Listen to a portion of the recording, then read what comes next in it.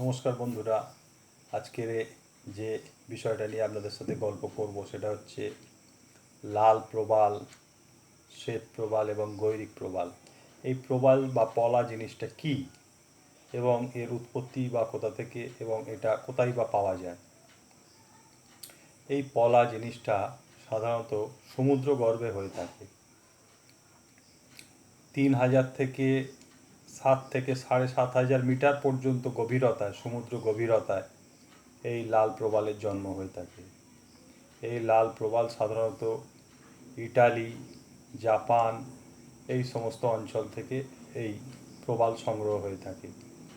তো প্রবালের গুরুত্ব অপরিসীম, এটা আমরা সকলেই জানি, কম বেশি জেনেছি।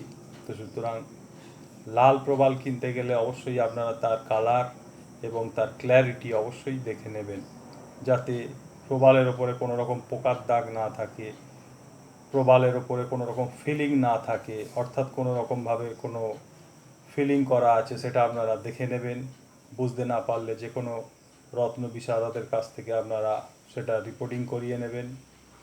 জেনে বুঝে তবে প্রবাল ধারণ করবেন, কারণ আজকাল বাজারে বহু নকল রত্ন কেনাবেচা হচ্ছে এবং অনেকেই ঠকে যাচ্ছেন।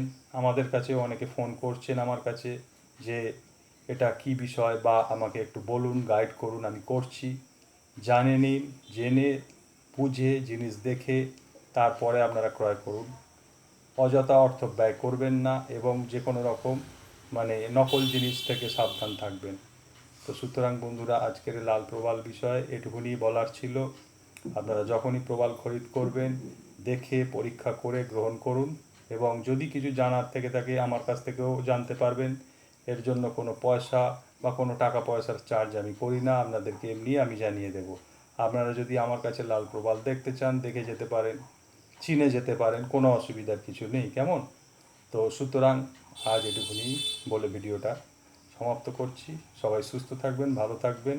নমস্কার।